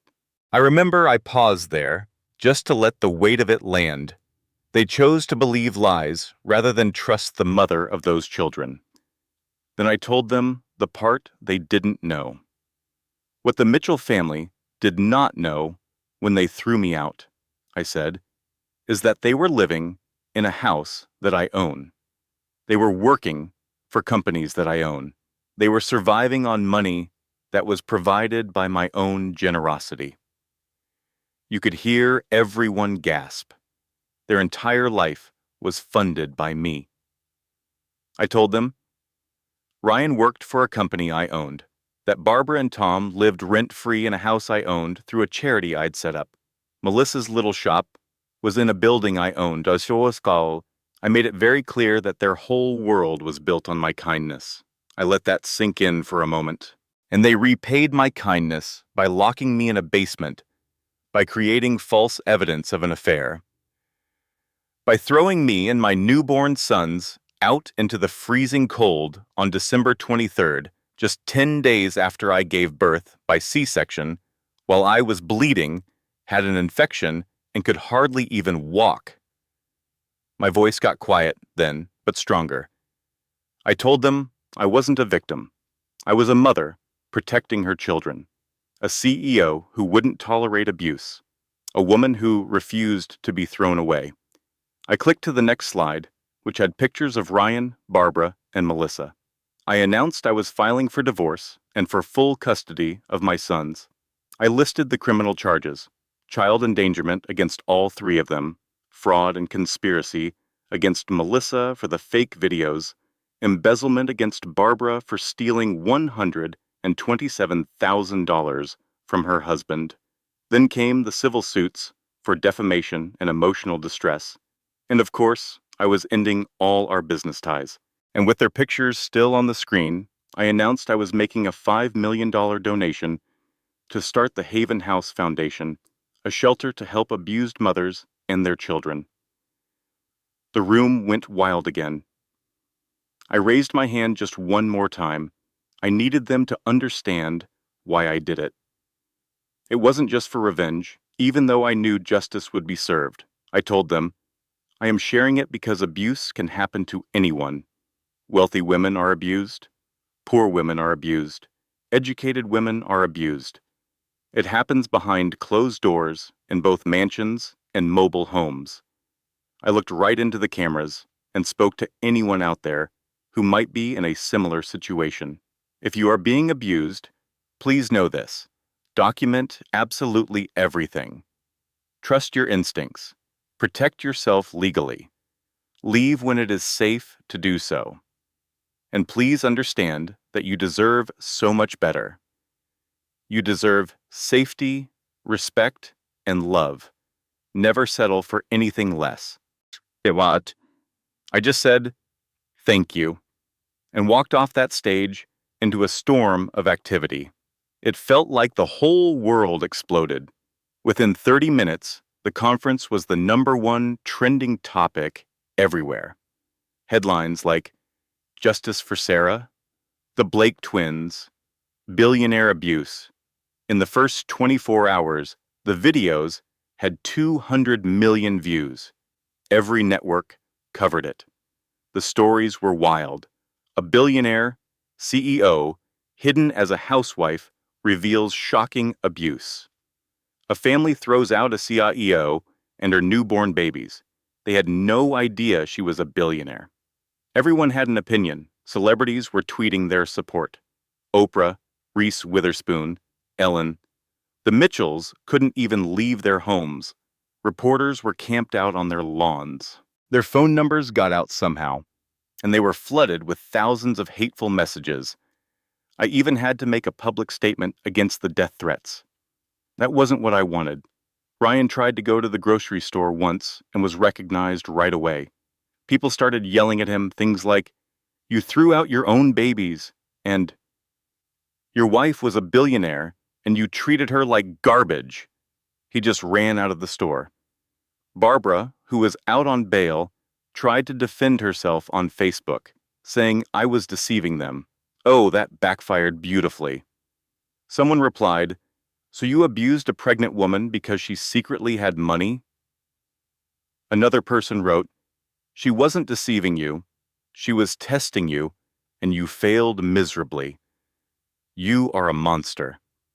Just like that, they were pariahs. The funniest part, though, Blake Holdings stock actually went up 12%. The investors saw it as a good thing, that their CEO was strong and had overcome something terrible. I did interviews with everyone. 60 Minutes, Good Morning America, The Ellen Show. I was even on the cover of Time magazine. The headline said, "The CEO Who Fought Back." I became a symbol for survival and strength. The Mitchells, well, they became symbols too. Symbols of cruelty, of ignorance, and of what happens when you underestimate someone. Their names were ruined forever. It all happened so fast, starting just 3 days after the press conference, on December 29th. And then, honey, the dominoes started to fall. For Barbara, they brought a mountain of charges: endangering a child, false imprisonment, assault, and all sorts of financial crimes.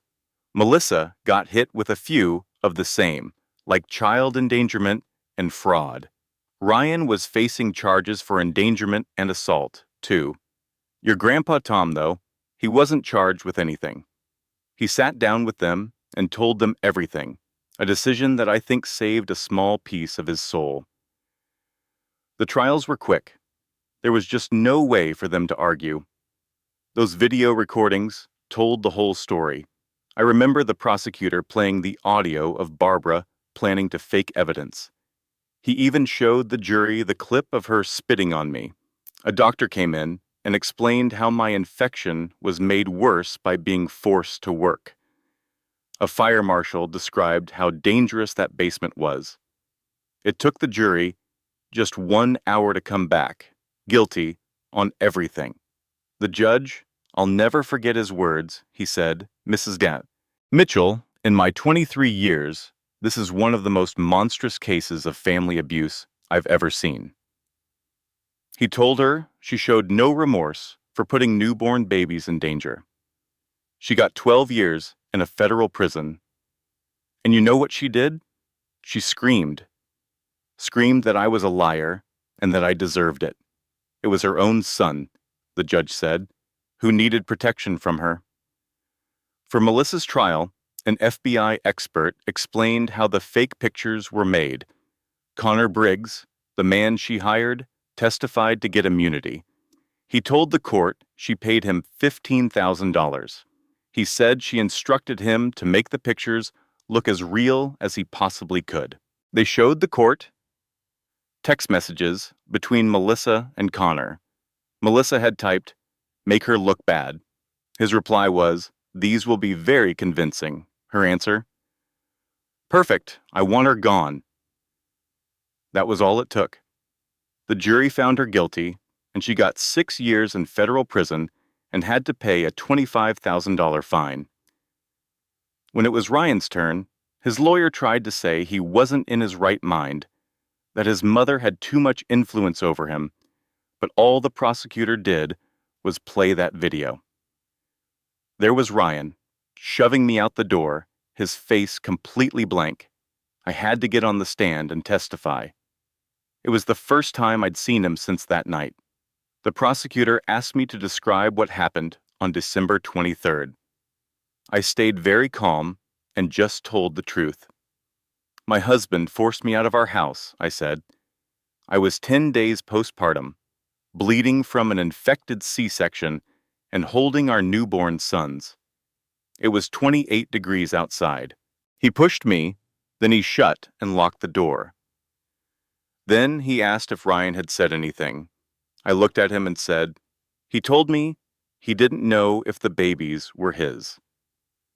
I explained how I'd told him over and over they were. Even offered a DNA test the next day. But he chose to believe lies instead of me, instead of protecting his own children. "And how did that make you feel?" the prosecutor asked. I looked right at Ryan for the first time. I told them I felt betrayed, heartbroken, and utterly alone. He just sat there, sobbing. The jury found him guilty of child endangerment, but not assault. They thought he'd been manipulated. His sentence was 3 years of probation. He also had to go to mandatory therapy, could only have supervised visits, and had to pay $3,000 a month in child support. The judge told him, Mr. Mitchell, your weakness allowed the abuse of your wife and children. You were too much of a coward to stand up to your mother. He said he hoped Ryan would spend every visit remembering what he'd thrown away. After that, I sued all three of them for the emotional pain they caused. The jury gave me $2.5 million from Barbara, $1 million from Melissa, and $500,000 from Ryan. You know what I did with it? I gave every last cent to the Haven House Foundation. I told the reporters, I don't want their money. I want them to know their actions have consequences. I want other bullies to see what happens when you try to break the wrong person. I remember this one evening, years later, during that perfect golden light just before sunset. We were on the rooftop garden I had built.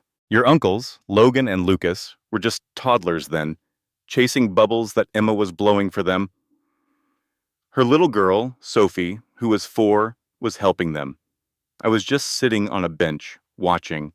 I was in jeans and an old Georgetown t-shirt, no makeup, my hair a mess.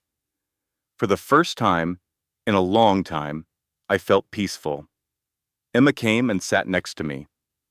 Are you okay today? She asked. I nodded. It's a good day.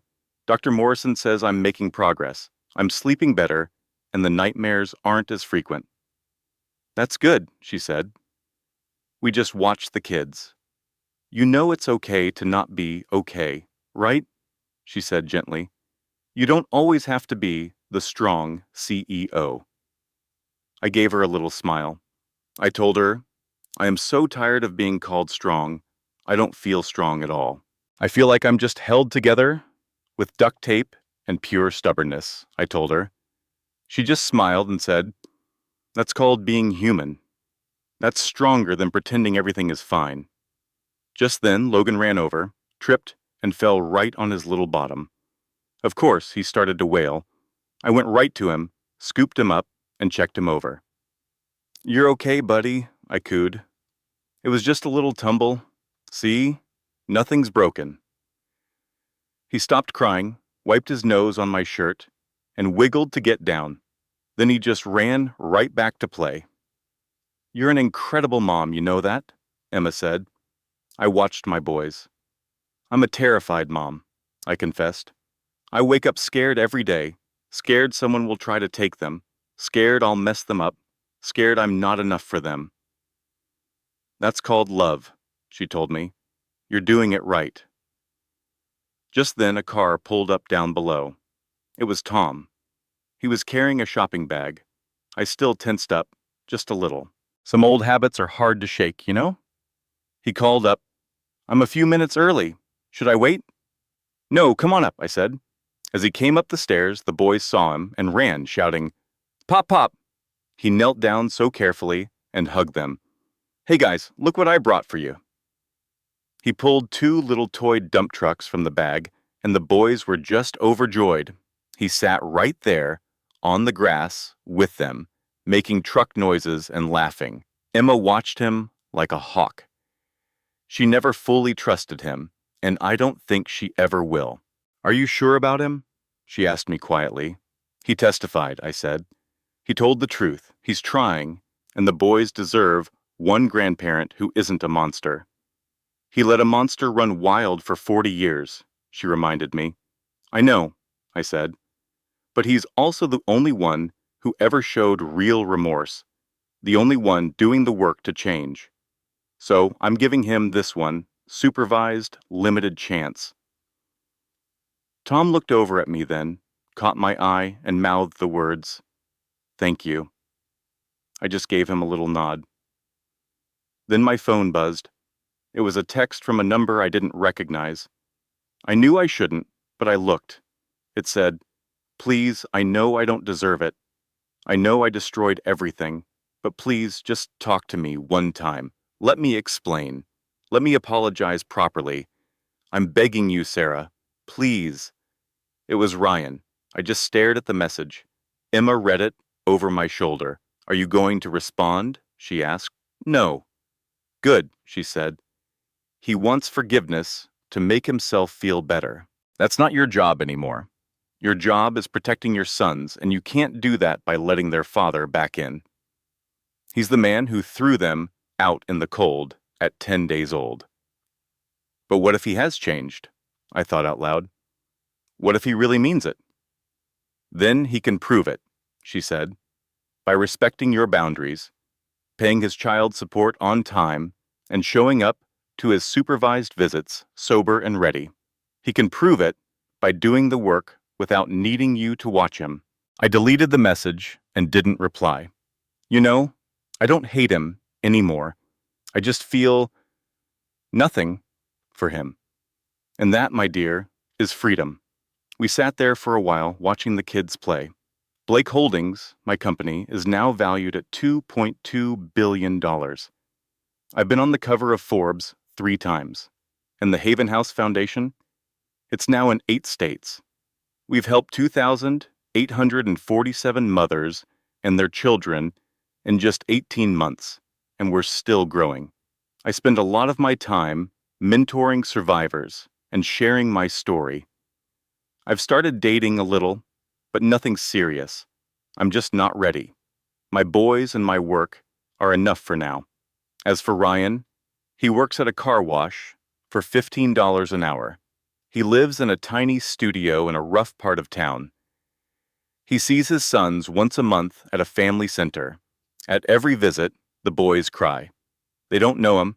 They just call him that man. And at every visit, Ryan cries too. He's in court-mandated therapy, but he goes to extra sessions because he says he wants to change. He sent me a 12-page letter once, full of apologies and excuses. I never wrote back. I heard he has one photo framed in his apartment of me holding the twins in the hospital just hours after they were born. Before he broke our world, they say he looks at it every night, a reminder of everything he threw away. He'll never work in property management again. His name is poison in that industry. Any background check shows his criminal record, the news articles, the videos. He is completely and utterly alone. A broken man who has to live with his choices. Barbara is serving her 12 years in a federal prison down in West Virginia. She works in the laundry for 12 cents an hour. She doesn't get any visitors. Ryan tried to see her once, but she turned him away.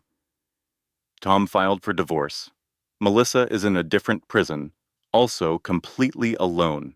She sent me a letter once, starting with, "I'm sorry, I was wrong, please forgive me." I tossed it into the fire without reading the rest. Barbara will be 74 years old when she gets out, if she lives that long. Melissa is 2 years into her 6-year sentence in a prison in Kentucky. She lost custody of her daughter. Her ex-husband was given full parental rights. Her job is in the prison kitchen. She tried to take her own life twice and is now on constant watch. Every week she writes me letters apologizing. She sends them, but I never write back. Melissa will be 35 when she's released, with no career, no family, and no future. Tom is the only one who stayed out of prison. He lives in a small apartment with his brother now and works part-time at Home Depot for $13 an hour. He gets supervised visits with you boys once a week. He comes over, brings you toys, reads you stories, and plays so gently with you. You seem to like him. You call him Pop Pop. I only allowed it because he was the one person who seemed truly sorry, who testified against his own family, and who tried to make things right. He cries every single time he sees you two. "I'm so sorry," he tells me every single visit. "I am so incredibly sorry for what I let happen." I don't offer him forgiveness. But I don't try to punish him further, either. "You stood by and let something awful happen," I told him once. "You knew it was wrong, but you chose to be quiet. But you also tried to help me, even though it didn't work. For that, I'll give you this one thing. You can know your grandsons, but you will never, ever have our trust." He just nods his head and accepts it. He knows it's more than he deserves. The sun is starting to set now, casting that beautiful golden light over everything. Tom is bringing you boys back to me. Thank you for today, he says. I'll see you next week. Then he leaves quietly. Emma is gathering up Sophie's things. Same time next week, she says. Love you, boss. I always remind her I'm not your boss anymore. We're friends. Fine, she says with a smile. Love you, friend. They give each other a hug, and then Emma's gone. Finally, it's just me and my boys. You're both getting sleepy, rubbing your little eyes. Okay, you two, I say. Let's get inside for a bath. And then it's bedtime. Logan whispers, Story, Mama? Yes, my sweet boy, I answer. There's always a story. Then Lucas says, Mama, stay. My eyes well up a little, but they're happy tears, healing tears. Yes, Mama will always stay. Mama is never, ever going to leave you. Not for a single second. I scoop both of you into my arms. You're getting heavy now, but I can still manage. I carry you toward our home. People often ask if I have regrets, if I regret hiding my money, marrying your father, or if I wish I'd done things differently. The honest answer is no. I don't regret any of it. Every choice I made brought me to this very moment. It brought me to you two. They did everything they could to break me, and for a while they did. I was shattered into a million pieces on that cold porch 18 months ago. But here's the one thing people like them never understand about breaking someone. You don't get to choose how they put themselves back together. I rebuilt my life. But I came back stronger, sharper, with a much clearer idea of what really matters. I'm not the person I was. I don't trust easily. My house has a security system that could give Fort Knox a run for its money. I see a therapist twice a week, and I take medication for my anxiety. A loud, unexpected knock on the door can still send me into a panic sometimes. I've been damaged, yes, but I am not broken anymore. There's a huge difference between the two. For anyone out there who might be listening to this, who's in a dark place right now, I want you to know that I see you. 18 months ago, I was you. I was standing in the freezing cold after they had taken everything from me. My dignity, my safety, my family. I truly believed I was powerless. I thought I had nothing left at all. But I was wrong. I still had myself. I still had my will to live. I still had my deep, fierce love for my children. And that was enough. In the end, that was everything. But now? Now we're inside for bath time. They splash and giggle, and I wash their hair, so careful not to get soap in their eyes. They sing these silly songs to each other in that secret language that only twins have. After the bath, it's pajama time. Logan wants the ones with dinosaurs, and Lucas always picks the rockets. They choose them all by themselves now, every single night. It's funny watching them discover they have a say in their own little worlds. Then we cuddle up for a story. I read Where the Wild Things Are. It's the same book your granddad was reading to some kids the day I met him, but now it's our book. It belongs to me and my boys. We're making new memories, you see. And they're slowly, gently pushing out the old ones. And Max, the king of all wild things, was lonely and wanted to be where someone loved him best of all. Lucas is already asleep. Logan is trying so hard to stay awake, but his eyelids are getting heavy. I lean over and kiss both their foreheads, turn on the nightlight, and pull the door almost shut. I walk down the hall to my room, sit on my bed, and pick up my phone. I open the Haven House Foundation's Instagram and just scroll. I see the faces of women I've helped, pictures of babies in safe, warm homes, families that are starting to heal. The little counter says we've helped 2,847 families. My pain wasn't for nothing. It had a purpose. It turned into power. but not the kind I used to know, the kind that came with money and influence. This was real power. It taught me how to change lives, how to stop vicious cycles, and how to save others. You see that picture on my nightstand? It's me with the twins, just hours old. I was bone-tired but so incredibly happy. My true victory wasn't about them going to jail or losing everything they owned. I won because I was finally free. I won because my sons were safe. I won because I fought for myself. I can almost hear the soft, rhythmic breathing from their baby monitor now.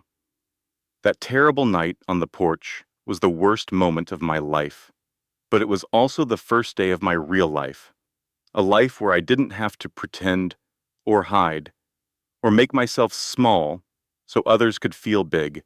They tossed me out like garbage, and from that rubble, I rebuilt everything. I turn off my lamp now and lie down, and sleep comes so much easier these days.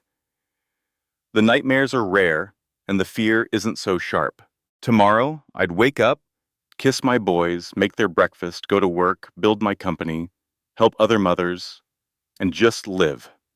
It was my life, the one I chose and earned, the one no one could ever take from me. I am Catherine Sarah Blake. I'm a billionaire, a CEO, and a survivor. But most importantly, I'm a mother, and I'm free. I'll never forget one morning when the sun was flooding the kitchen. I was at the stove making pancakes while the boys chattered in their high chairs, using their own special twin language. Logan looked right at me and said, "Mama happy?" I just stopped and looked at my son's beautiful, trusting face. I told him, "Yes, my sweet boy, Mama's very happy." Then Lucas reached his little arms out and said, "Love you, Mama." Oh, the tears came again, but they were the good kind, the kind that heal. I told them, "I love you both too, more than anything in the world," and kissed their heads. They giggled and got sticky pancake hands, all in my hair, and I couldn't have cared less. Emma walked in with coffee and handed me a cup.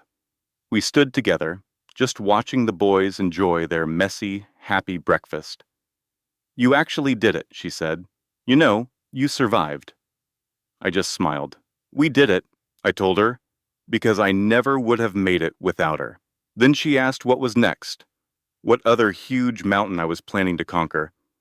I looked over at my boys and the safe, joyful life I'd built. "Nothing," I said. "There are no more mountains. Just this. Just being with them. That's enough for me. That's everything." The boys suddenly burst into giggles over some private joke, that pure, unfiltered joy of a child, and I found myself laughing right along with them. It was a real laugh, completely free. This was my life now, this was my family, and this was my happiness. That's the heart of the story, really. If my story touches you, if it reminds you of your own resilience, or gives you a bit of hope when things are tough, I hope you hold on to that feeling. I often wonder what others might have done in my shoes. Your own story has so much value, and I hope you know that. If there's someone in your life who needs to hear a message like this, I hope you share it with them. And if you ever feel lost, please remember this story and stories like it. They can try to break you, but they can't decide how you rebuild yourself. You are stronger than you think. I share these things with you, not for pity, but to bring you a sense of hope and inspiration. Every story like this is a lesson, meant to empower you to face your own challenges and find that incredible strength you have inside you. This content was carefully researched, developed, and manually edited by our team to deliver meaningful stories with valuable life lessons. Every narrative is crafted to entertain, inspire, and empower our audience.